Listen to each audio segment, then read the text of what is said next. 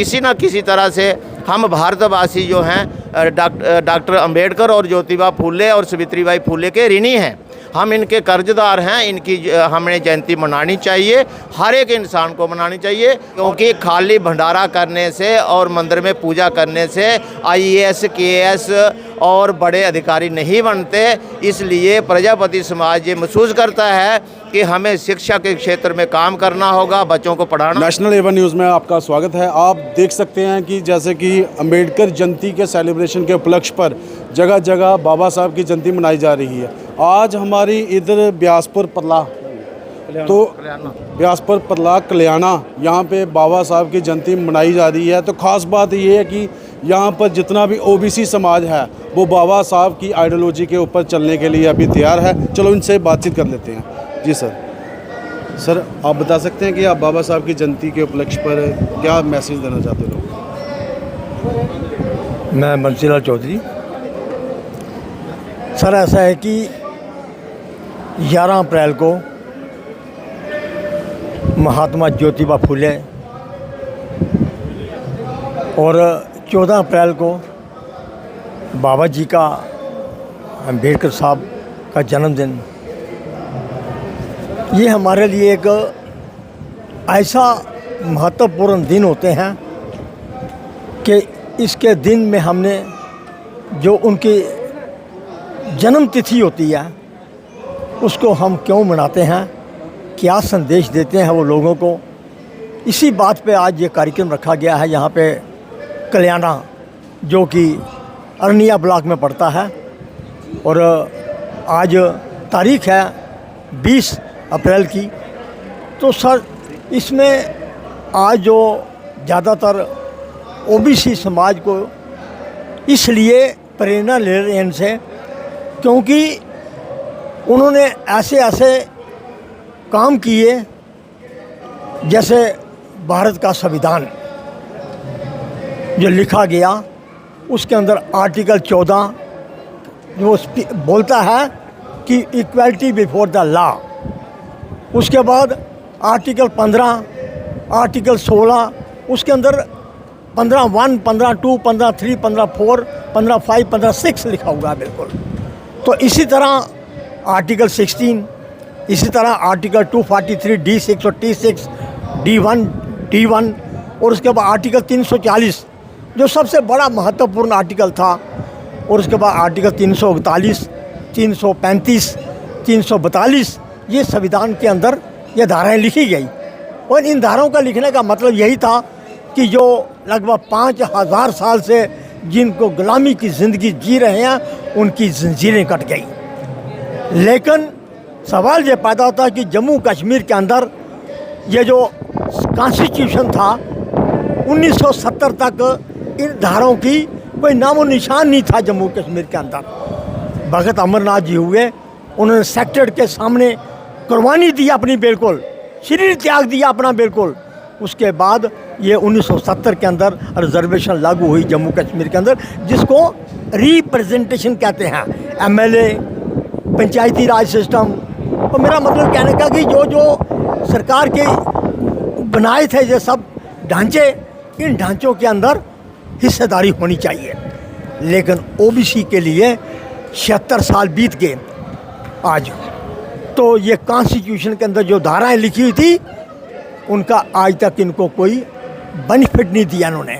आज संदेश यही दे रहे हैं हम लोग कि जो बाबा साहब ने लिखा, महात्मा ज्योतिबा फूले जी ने जो एजुकेशन का सबसे बड़ा कि भारतीय नारी को, इंदिरा गांधी अगर प्रधानमंत्री बनी तो महात्मा ज्योतिबा फूले की थी, क्योंकि उन्होंने स्कूल खोले उस वक़्त। कितनी उनकी माता सावित्रीबाई फूले। तो मेरा मतलब कहने का कि ऐसे ऐसे काम करके गए जिनका आज हम अपने समाज को ये बात कह रहे हैं कि आप ध्यान से पढ़िए, सुनिए। गुलामगिरी किताब है, पढ़िए आप, बिल्कुल उसके अंदर पता चलेगा आपको कि कैसे कैसे उन्होंने यातनाएं झेली। और मतलब कहने का कि आज जम्मू कश्मीर के अंदर आप देखिए, लखनपुर से चल के आप पुंछ चले जाइए, पुंछ से कश्मीर, कश्मीर से वापस लखनपुर, आपको ढूंढा OBC का सरपंच नहीं मिलेगा। DDC मेंबर 240 हैं, 240 में एक भी नहीं है OBC का।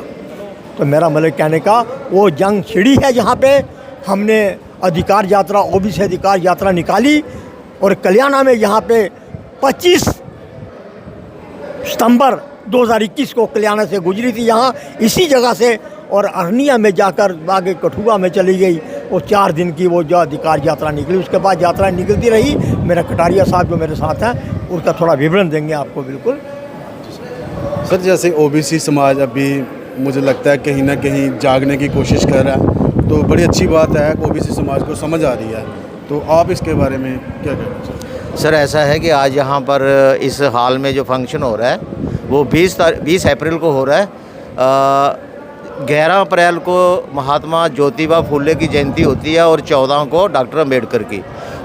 उन दिनों इतना रश था कि हमने ये डिसाइड किया कि इतने रश में हम ये प्रॉपरली लोगों को जागृत नहीं कर पाएंगे, हम क्यों ना 20 को मनाएं। तो आज 20 को मना रहे हैं यहाँ कल्याणा गांव में।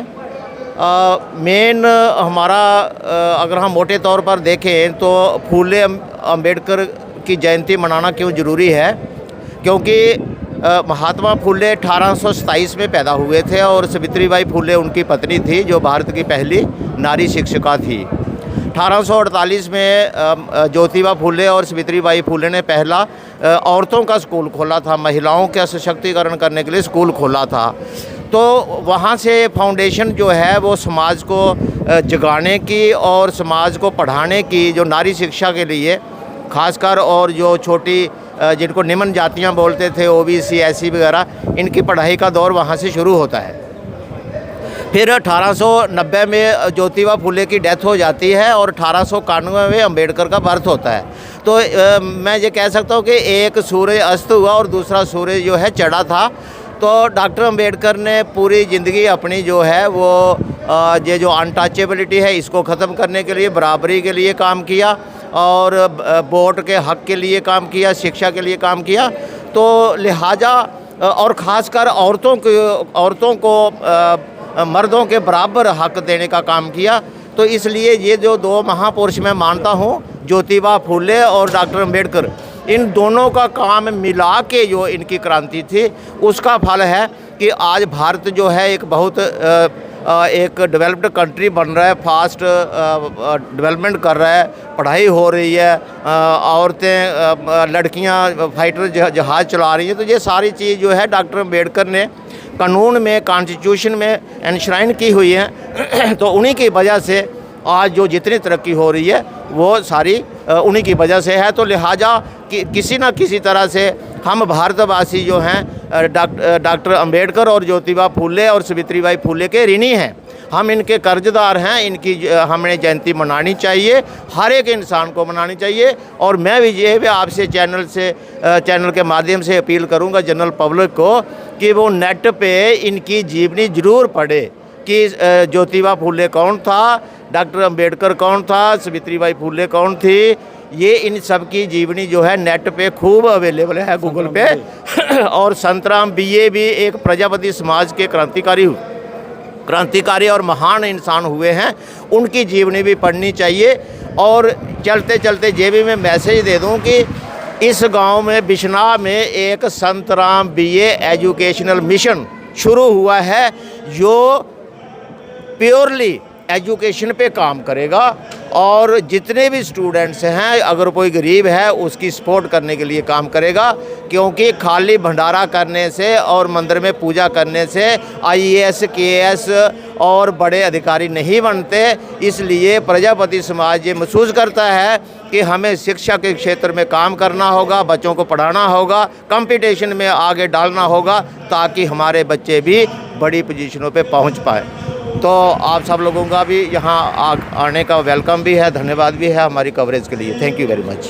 धन्यवाद। आप इस वीडियो को ज़्यादा से ज़्यादा शेयर करें, लाइक करें, कमेंट करें। धन्यवाद।